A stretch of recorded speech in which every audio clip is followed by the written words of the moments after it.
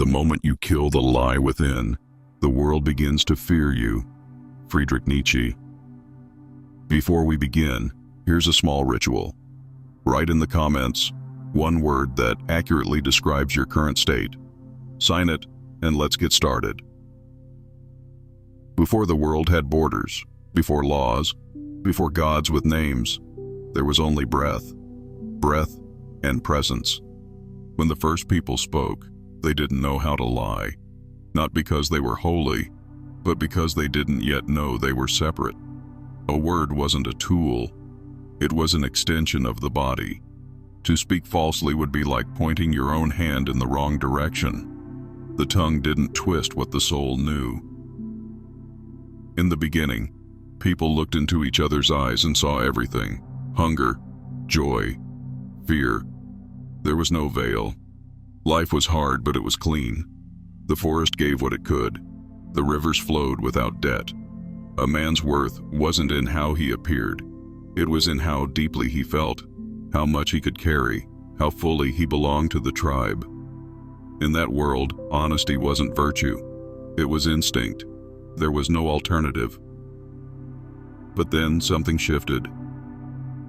A dry season came. Too long. The animals stopped coming close. The roots grew deeper underground. One boy, barely more than a child, found a handful of nuts hidden in a basket meant for the group. His belly screamed.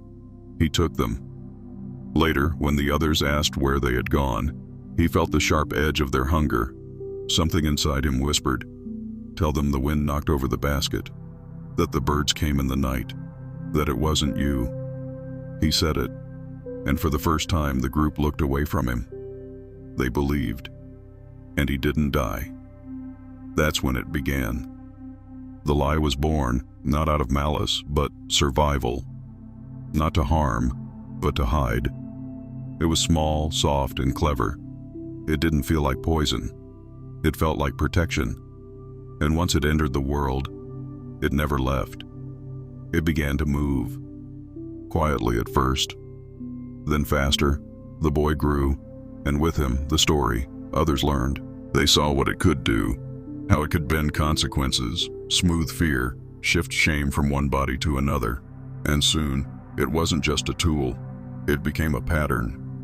The lie learned how to walk. It crept into rituals, into songs, into the stories told at dusk, where heroes did no wrong, and monsters were always someone else. It grew teeth and claws and smiles. It dressed itself in charm, in wisdom, in purpose. People began to confuse it with truth, and then to prefer it.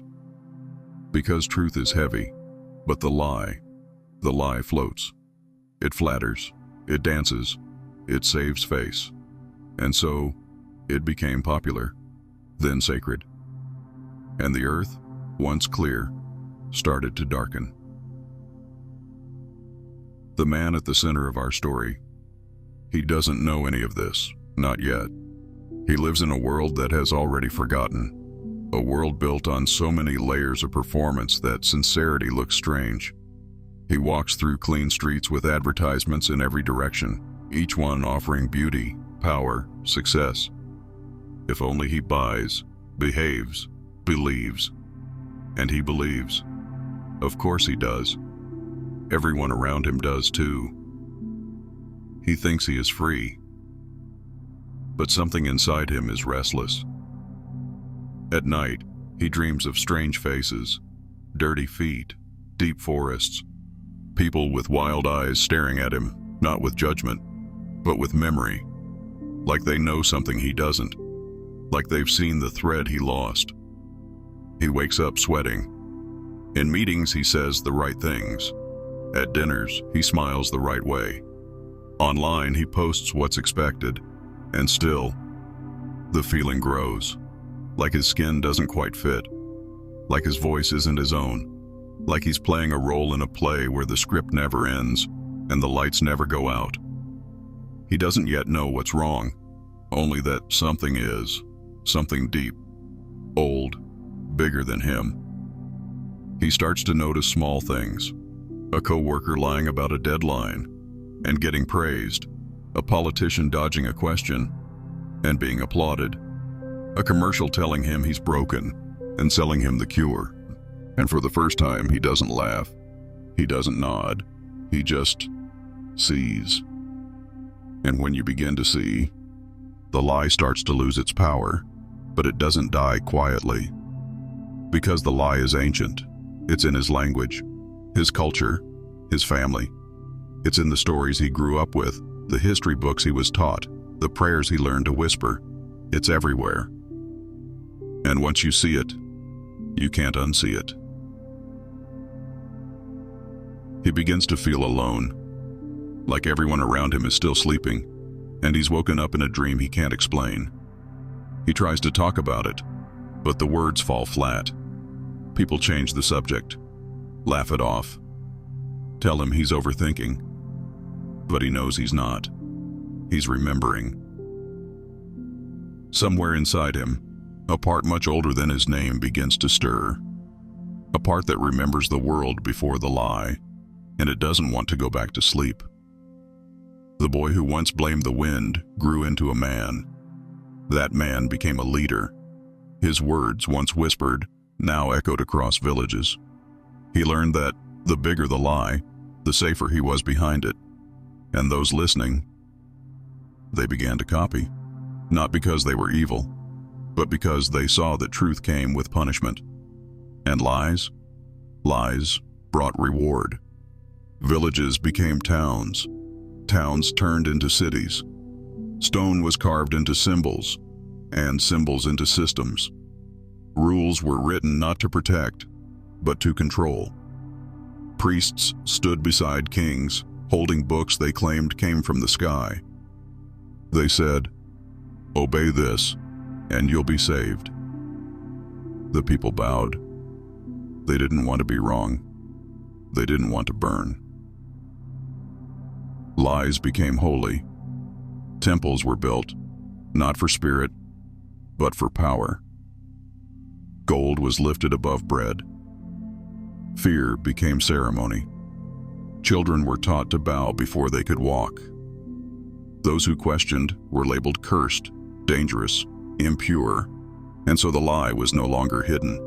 It sat proudly on thrones. It smiled from paintings. It rang from bells.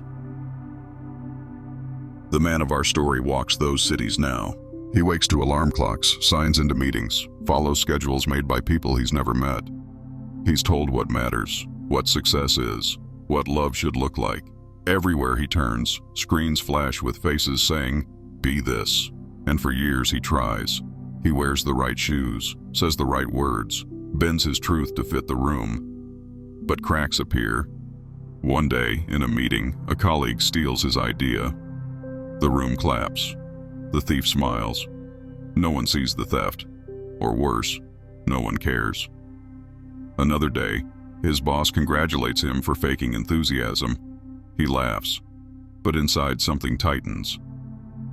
He walks through his city and sees statues of men who built empires on suffering. Their faces look noble, but their eyes are cold. He sees advertisements selling happiness in bottles, peace in pills, meaning in products. He sees people clapping for performers who wear pain as costume. And he begins to wonder, what if the system isn't broken? What if it was always built this way?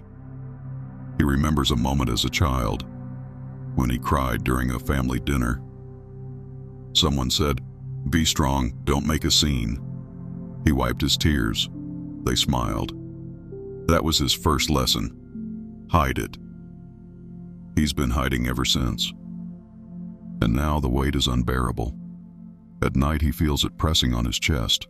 Not fear, not sadness. Just pressure, heavy, constant. As if every time he smiled when he didn't want to, it added another stone. He can't breathe, and so he stops trying. One morning, he doesn't check his phone. He doesn't open his emails. He sits by the window and watches the sun move across the floor. It's slow, honest. It doesn't sell him anything. It just is. And for the first time in years, so is he. But the system doesn't like silence. It notices when someone stops performing. It starts asking questions. Friends grow distant. Coworkers joke about his mood. Family wonders if he's all right. The pressure isn't gone. It shifts. Now it says, "Come back. Be normal. Play your part." He doesn't answer. Instead, he walks. Through streets built by men who lied, past buildings filled with rules, past voices that call him back, and with every step the noise fades. Not because the world is quieter, but because he's finally stopped listening. And when he looks up at the sky, he doesn't see gods or ads or symbols. He sees sky. And for now, that's enough. There was a time when people looked at the stars and simply wondered, not worshipped. They felt the fire in the sky and knew they were part of something vast, not ruled by it, not owned by it. The divine was breath, river, wind. There was no curtain between the sacred and the ordinary. But people began to fear death, and those who feared most wanted control. And those who wanted control found something stronger than weapons: belief. They built temples of stone, painted gods on walls, and wrote rules in ink. They said, "You are born broken. Only through us can you be saved." And so began the spiritual lie, the one wrapped in gold, in robes, in gentle voices that promised heaven and whispered threats of hell. People bowed because they wanted hope, because they wanted answers, because fear makes even chains feel like safety. The man in our story grew up with these echoes. He remembers being told to sit still, to pray, to confess. He remembers learning that being wild, loud, honest was dangerous, that silence was holy, but only the right kind, that questions were disrespectful, that obedience was love. He remembers hearing about a God who sees all, knows all, loves all, but might punish forever. He was told he was made in that God's image, but not good enough. So he learned to perform even in his spirit, to fake peace, to smile during worship, to nod while doubting, to say he believed, even when he didn't know what belief was. And the deeper lie settled, that being good meant being small, that holiness meant disappearing. He grew into a man who feared his own soul. He searched, read books, visited churches, temples, gatherings. Every place said, "We have the answer." Every answer came with a price: your voice, your curiosity, yourself. But something in him stayed stubborn, quiet, but firm, like a seed in dry earth. He began to notice the difference between real light and polished performance. He met people who prayed with open wounds, who didn't hide their anger, who didn't sell perfection. And suddenly, the lie was exposed, not just in religion, but in every place that promised purity. He remembered a moment from his youth, sitting outside, looking at the stars, before anyone told him what they meant. Just the sky, just the cold, just awe. That moment was real, and he missed it. So he stopped searching for temples, stopped asking permission to speak. He began walking, not away from the sacred, but into it, into forests, winds, silences not curated by doctrine. And there something met him. Not a voice, not a figure, just a knowing that he had never been broken, that the thing he was afraid of, the dark, the doubt, the questions, was not sin. It was the doorway. He sat on the earth and cried, not out of shame, but relief. No one watching, no one judging, just a man letting go. And in that moment, the old weight cracked. He saw how much of his life had been shaped by invisible hands, hands pretending to protect, but really trying to control. And those hands were tired now. The mask they gave him was slipping, and he didn't want it anymore. He wanted raw. He wanted real. He wanted to meet whatever was beyond the edge of comfort, even if it burned. Because somewhere deep in him, he knew the truth doesn't need to scream. It doesn't need to sell itself. It waits.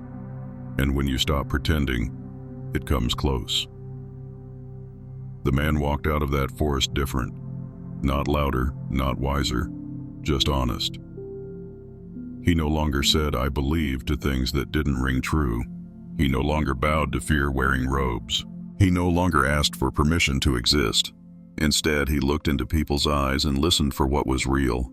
And when he spoke, it wasn't to impress or convert. It was just to connect. Sometimes people didn't understand. That was fine. Sometimes they walked away. That was fine too. He had touched something that no lie could imitate.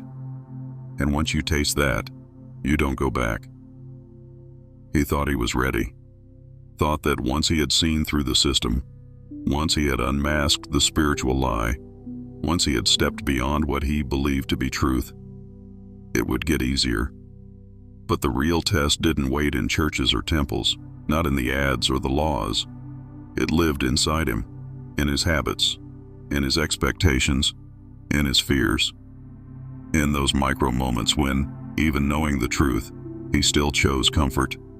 In the pauses where he felt the urge to speak honestly and stayed silent. In every compromise where he sold a piece of himself for peace, for acceptance, for a conflict-free evening. This was deeper than any lie around him. It was an inner pact, a shadow that had lived beside him all his life, invisible but present in everything. It had taught him how to look sincere when he wasn't, how to say the right thing when he felt something else entirely, how to laugh when he wanted to scream, how to hold someone close when his heart was numb, and he did it for years, decades, and everyone said how kind he was, how calm, how stable, but inside, there was emptiness, not the peaceful kind, the dead kind, a hollow room with painted walls and fake air, and the more he saw that shadow, the harder it was to breathe. It didn't attack, it just stayed, in his voice, in his smile, in the mirror staring back. He began to get sick, not all at once, but enough for the body to whisper, enough. Exhaustion, tension, sleepless nights, anxiety that came from nowhere. And the more he tried to pull himself together, the more he fell apart. Because what he was trying to fix was a mask, old, cracked, but still clinging to his skin. And to take it off, he didn't need strength, he needed honesty. One day he locked the door, no phone, no people, no explanations, in a space with nothing but windows, silence, walls, and a mirror. He sat in front of it for a long time, first in silence. Then he began to speak, to himself, out loud. He said everything he'd hidden, admitted everything he had denied, recalled moments where he had betrayed himself. He laughed, cried, paused, continued. Not for drama, for freedom. The mirror said nothing, but from it, a different version of him stared back, real, tired, but alive. The shadow came at night, not frightening, not a demon, just a presence, quiet, inside. And he didn't panic. He simply said, "I see you. I know you are me. You protected me. You helped me survive. But now, I don't need to hide anymore. I hold no anger, but I won't serve you either." And something let go. Not fully, not instantly, but it loosened. Morning was different. Nothing had changed in the world. But he wasn't pretending. He didn't answer calls he didn't want. Didn't smile on demand. Didn't say yes when he felt no. And for the first time in a long time, he could breathe. He had crossed an invisible line. There was no announcement, no explosion, no applause, just a quiet shift in weight. Something old had cracked inside him, and there was no way to return to who he was before.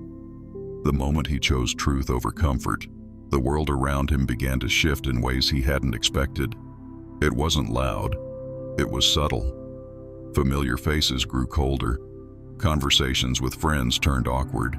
Invitations stopped coming. His family, once warm and tight, now looked at him like a stranger who had taken the place of someone they used to know. They didn't say it out loud, but he felt it. The disappointment, the worry, the fear. It wasn't that he had done something wrong. It was that he had stopped pretending. And the mask they had grown to love was gone. What was left was him. And they didn't know what to do with him anymore. He began to strip everything down.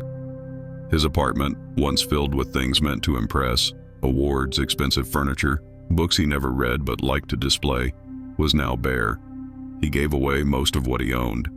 What remained were things that felt real: a worn-out jacket, old notebooks, a kettle, a plant growing slowly by the window. His job, once the center of his identity, had become a cage he could no longer sit inside. The meetings felt robotic, the emails absurd, the performance unbearable. So he walked away.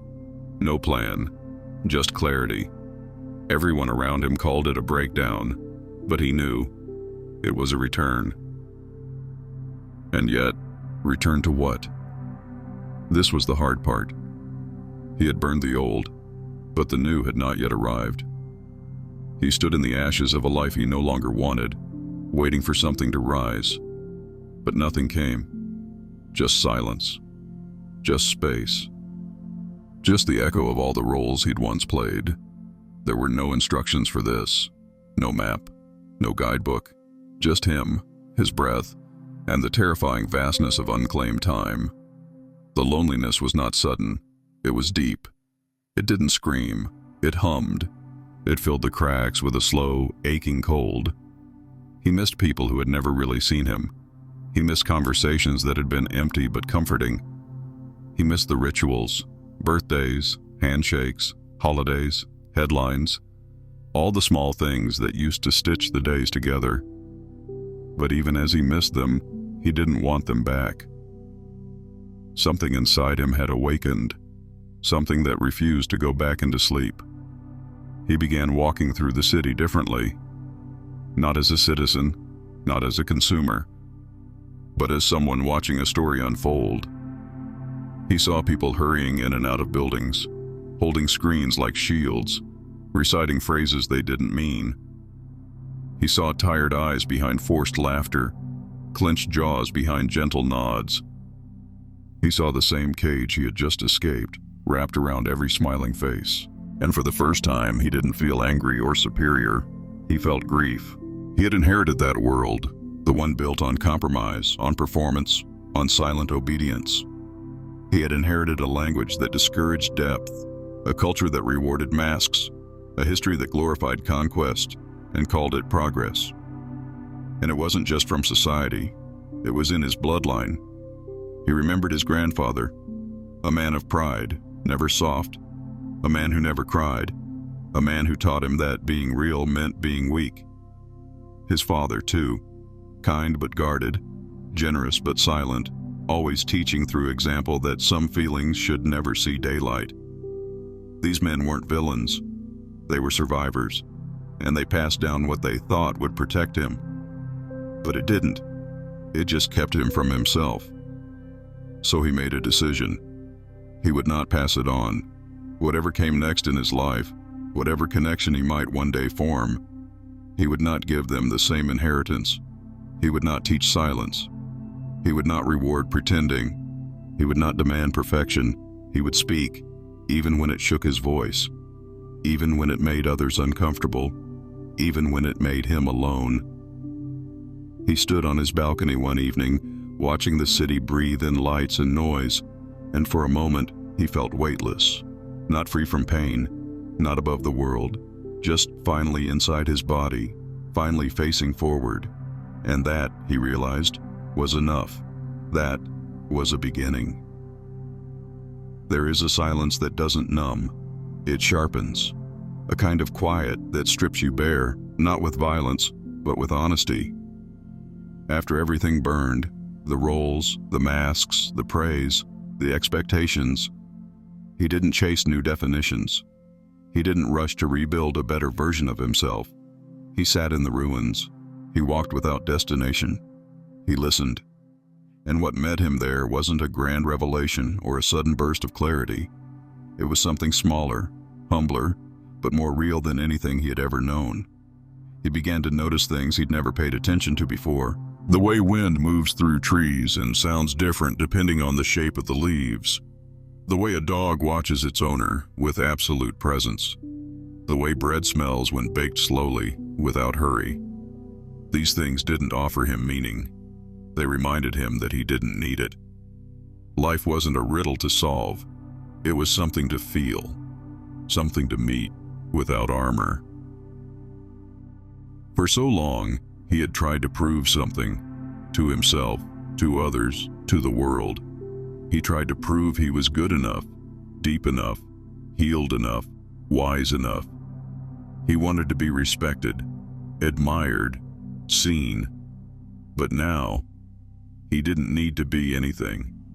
And in that not needing, he found a space where everything he'd chased simply showed up on its own, not as achievements, as moments. He no longer spoke to be heard. He spoke to connect. He no longer listened to respond. He listened to witness. His presence, once curated, was now unfiltered, and it didn't roar, it didn't sparkle. It hummed, gently, warmly, like something alive that no longer feared being watched. The truth, he learned, was never loud. It never fought for attention. It didn't shine in neon or dress itself for a stage. It just stood there, quietly, inside everything. And the only reason people didn't see it was because they were too busy trying to look like something else. He realized that his entire life, he had mistaken effort for depth, performance for presence, complexity for intelligence. But truth doesn't need layers.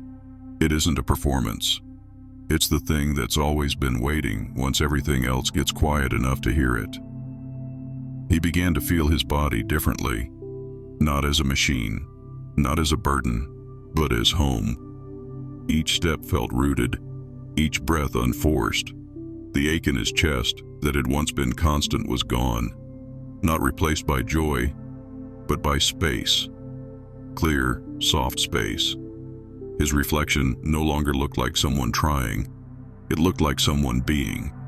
And that shift, though invisible to many, changed everything. He didn't preach, didn't declare himself healed, didn't turn his pain into content. He lived, watered plants, cleaned his space with care, held eye contact without flinching, said no without guilt, said yes without fear. People around him began to notice. Some pulled closer, others drifted. He didn't chase either. He knew now that real connection wasn't about being needed. It was about being met. Sometimes, late at night, he would lie on the floor and feel the weight of being alive press into him. Not heavy, sacred. He felt the pulse of the earth beneath his ribs, the echo of generations inside his bones. And for the first time, he felt no rush to escape himself, no rush to transcend, no rush to become anything more than this. He remembered the early days of his awakening, when he thought light was something to reach, to strive for, to earn. But now, he saw it clearly. The light had never been above him. It had never been waiting at the end of achievement or hidden behind the gates of someone else's approval. It had always been beneath the lie, buried under layers of performance and fear, under years of pleasing and proving. It had waited, patient and unwavering, for the moment he stopped running. And when he finally stood still, it met him. When you begin to live without the lie, the world doesn't throw a parade. It resists you. It resists softly, through distance, through cold glances, through the way familiar rooms suddenly feel unfamiliar. But he wasn't afraid of this anymore. He had already watched 1,000 versions of himself burn.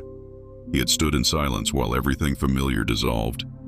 So now, when the world failed to recognize him, he didn't panic.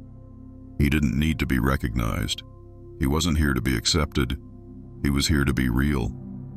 He moved through the city like someone who had been somewhere else, somewhere ancient, somewhere wordless, and returned carrying something people had forgotten existed. Not an answer, not a system, just presence, just truth without noise. At first, people didn't know what to do with him. Some felt uneasy. They couldn't name it, but his stillness disturbed something in them. His lack of urgency made their busyness feel exposed. His eyes, steady, unafraid, reflected things they weren't ready to see. He didn't challenge them. He didn't correct them. He simply stood there, unchanged by approval or rejection. And that, more than anything, was disarming. Because most people live in negotiation. They adjust who they are based on who is watching. But he had stopped negotiating. He had stopped asking for permission to be whole. There were moments when people leaned in, quiet conversations in empty rooms.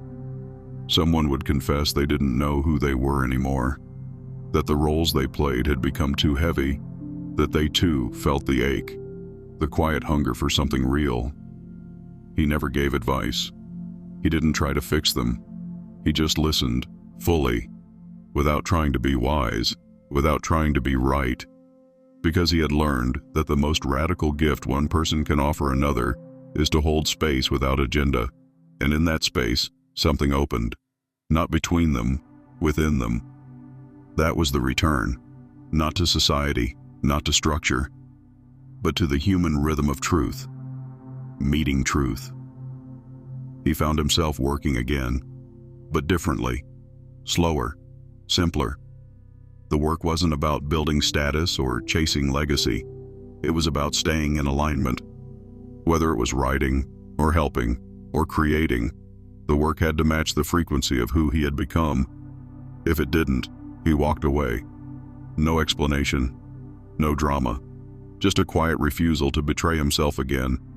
And ironically, the more he honored that integrity, the more the right things found him. Not fast, not many, but right. People, projects, places, things that didn't demand he become someone else to belong. There were still hard days. Loneliness still came. Old habits still whispered. But now when the storm came, he didn't run. He stayed. He let it wash over him. He let the sorrow speak. He let the fear pass through without building a house in it. He had learned that being real didn't mean being happy all the time. It meant being honest, even in the ache, especially in the ache. And that kind of honesty, the kind that doesn't perform, doesn't explain, doesn't seek approval, that honesty becomes its own shelter, a place where you no longer abandon yourself to keep others comfortable. And so he moved through life as a quiet flame, not a wildfire, not a spotlight, just a steady burn. He didn't preach truth.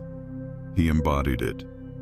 In the way he paused before speaking, in the way he didn't fill silence out of fear, in the way he looked into your eyes and didn't flinch.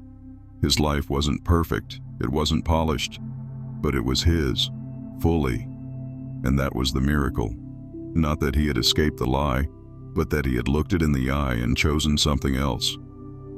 Because when you kill the lie within you, you don't become a saint, you become free. And freedom isn't flashy, it's quiet, it's solid. It's the way you walk into a room without needing anything from it. It's the way you sleep without rehearsing, the way you laugh without checking who's watching, the way you cry without apologizing. It's the way you meet life, not as a role, not as a brand, but as yourself. And that, more than any revolution, is what the world is waiting for. Not more perfection, not more ideology, just more people who are done pretending, people who are done selling pieces of their soul for belonging, people who are willing to be fully alive, even if it costs them everything that wasn't real to begin with. That is the end of the lie. Not in fire, not in battle, not in noise, but in truth, finally lived. There is a silence that arrives only after everything false has died, not the silence of emptiness, but the silence of fullness, the kind that doesn't ask for anything, doesn't rush to become anything, doesn't fear being misunderstood. It simply is. He had entered this silence not through enlightenment or achievement, but through the slow, painful shedding of everything that was not truly his. It had cost him names, friendships, comforts, and illusions. But what remained was something sacred, a life no longer built on tension, a presence that didn't need polishing, a breath that didn't need explaining. He spent his morning slowly, not as a ritual, not as a productivity hack, but because there was no reason to hurry. The sun rose. That was enough. A cup of tea steamed against his fingers. That was enough. Some days he wrote, other days he didn't. Some days he walked until the city thinned and the trees began. He didn't walk to arrive. He walked to feel the rhythm of his body move in peace with the earth beneath it. When thoughts came, he didn't analyze them. He watched. Let them pass like clouds. Because he no longer believed every thought deserved attention, especially the ones that came from the voices he no longer served. People sometimes asked him what had changed. He never knew quite how to answer. How do you explain that nothing changed, except everything? That the world is the same, but the lens is gone. That the same streets are quieter now, not because they are less loud, but because your mind is no longer a battleground. That food tastes different, not because of recipes, but because you're finally tasting instead of performing hunger. He would smile gently and say little, not out of secrecy, but because some truths are not meant to be taught, only lived. And anyone who truly wants to find them has to do what he did. Stop running. In this silence, he noticed beauty without demand. The way old people moved slowly, with dignity. The way children forgot pain a moment after it passed. The way a stranger's nod could feel more intimate than 1,000 rehearsed conversations. He began to feel connected to life again, not as an observer or an outsider, but as part of the current itself. There was nothing left to prove, no one left to impress, nothing urgent to fix. And from that stillness, a deeper kind of action began to rise. Not from pressure, but from alignment. He did what felt true, not what felt expected. And because of that, his movements carried weight. Few, but deep. Quiet, but lasting. And perhaps most sacred of all, he felt his own presence. Not the one people reflected back to him, but the one he met when no one was looking. It was the same presence he'd once drowned in noise, distracted with ambition, covered in performance. Now it was the place he returned to, a center that didn't collapse under judgment, a home that had no walls, only breath. And in that space, he no longer needed to fight the lie, because the truth had already made it irrelevant. There was nothing left to kill, nothing left to fear, only the steady hum of a man who had finally remembered who he was, long before the world taught him to forget. We're sure you've discovered plenty of value, so subscribe now and stay connected.